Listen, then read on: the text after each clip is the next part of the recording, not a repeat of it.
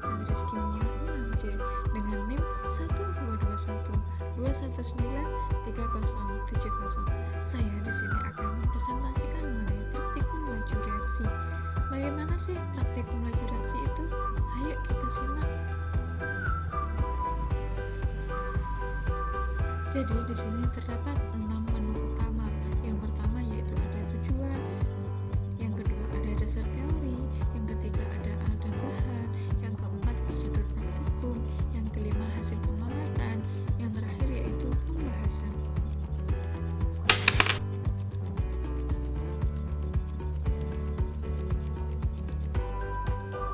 Tujuan praktikum. Di sini terdapat 4 tujuan dari praktikum laju reaksi. Yang pertama yaitu peserta didik dapat menganalisis pengaruh konsentrasi terhadap laju reaksi. Yang kedua yaitu peserta didik dapat menganalisis pengaruh luas permukaan terhadap laju reaksi. Yang ketiga yaitu peserta didik dapat menganalisis pengaruh suhu terhadap laju reaksi. Dan yang terakhir peserta didik dapat menganalisis pengaruh katalis terhadap laju reaksi.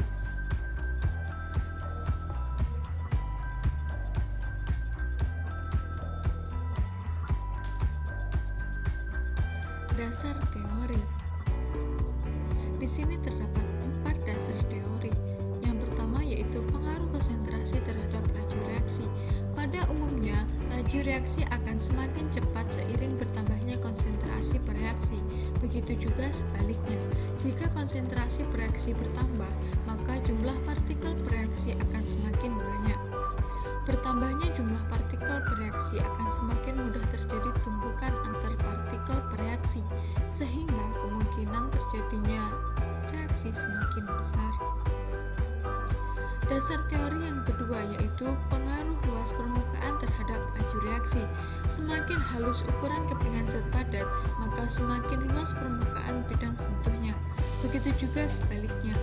Hal tersebut mengakibatkan seringnya terjadi tumbukan yang efektif antar partikel zat.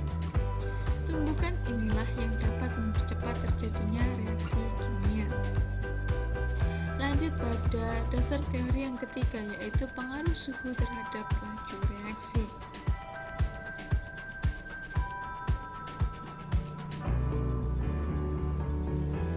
Apabila suhu dinaikkan, maka kalori yang diberikan akan menambah energi kinetik partikel bereaksi, sehingga mengakibatkan pergerakan partikel-partikel bereaksi semakin cepat. Semakin cepat pergerakan partikel, sehingga semakin sering terjadinya tumbukan yang efektif.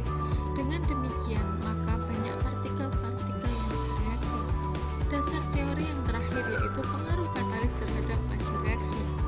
Pada umumnya, katalis dapat meningkatkan laju reaksi tanpa mengalami perubahan kimia yang tetap dan akan terbentuk kembali pada akhir reaksi.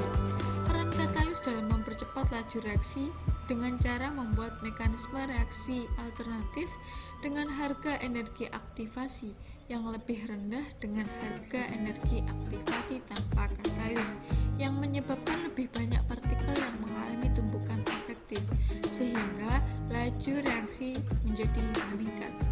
Alat praktikum yang dibutuhkan pada praktikum laju reaksi ini yaitu ada termometer, gelas beker, stopwatch, pipet tetes, dan juga sender. Lanjut pada bahan praktikum yang digunakan pada laju reaksi yaitu ada pita magnesium, larutan HCl, HCl, bongkahan CaCO3, serbuk CaCO3, larutan Na2S2O3, larutan H2O2, dan juga larutan NaCl dan FeCl3.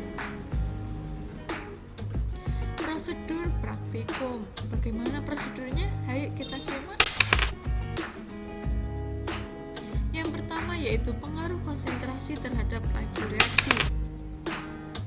Di sini terdapat 2 percobaan. Yang pertama yaitu pita magnesium ditambahkan HCl 0,5 m. Yang kedua yaitu pita magnesium ditambahkan HCl 1 m. Bagaimana percobaannya? Ayo kita simak. Kita amati bersama. Apakah yang terjadi? Ya, kita amati yaitu pita magnesium ditambahkan HCl1M itu lebih cepat larut. Mengapa demikian? Kita bahas.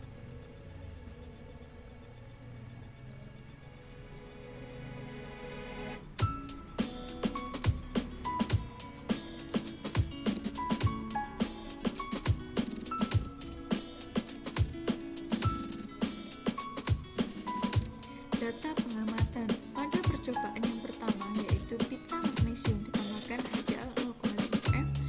Percobaan yang kedua yaitu pita magnesium ditambahkan HCl1M. Mari kita diskusikan.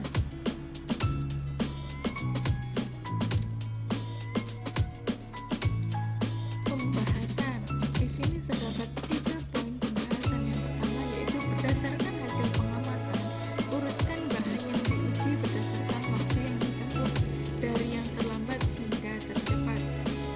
Yang kedua yaitu mengapa pita magnesium ketika dilarutkan dalam larutan HCl1M lebih cepat bereaksi dibandingkan ketika dilarutkan dalam larutan HCl0,5M. Yang ketiga yaitu bagaimana pengaruh konsentrasi HCl terhadap laju reaksi. Lanjut pada percobaan yang kedua yaitu pengaruh luas permukaan terhadap laju reaksi. Di sini terdapat 2 percobaan yaitu bongkahan CaCO3 dan juga serbuk CaCO3. Ketika bongkahan dan juga serbuk dimasukkan ke dalam sebuah larutan, manakah yang lebih cepat untuk larut? Ya, kita bisa amati bersama bahwasanya serbuk CaCO3 lebih cepat larut. Kita diskusikan.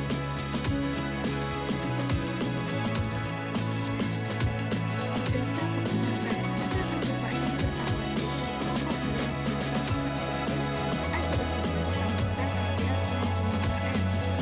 Pada percobaan yang kedua yaitu 0,5 gram serbuk CaCO3 ditambahkan HCl0,5M. Bagaimana? Kita diskusikan.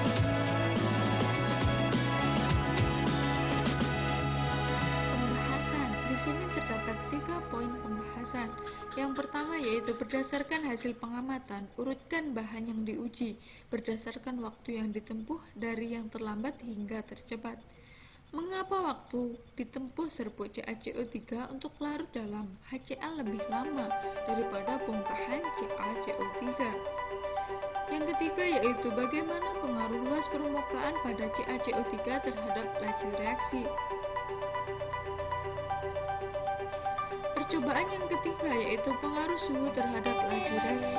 Di sini terdapat 2 percobaan, yaitu terdapat 2 suhu yang berbeda.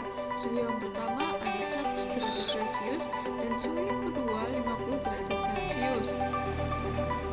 Sebuah larutan dimasukkan ke dalam larutan diajarkan bagaimana lebih cepat larut yang mana.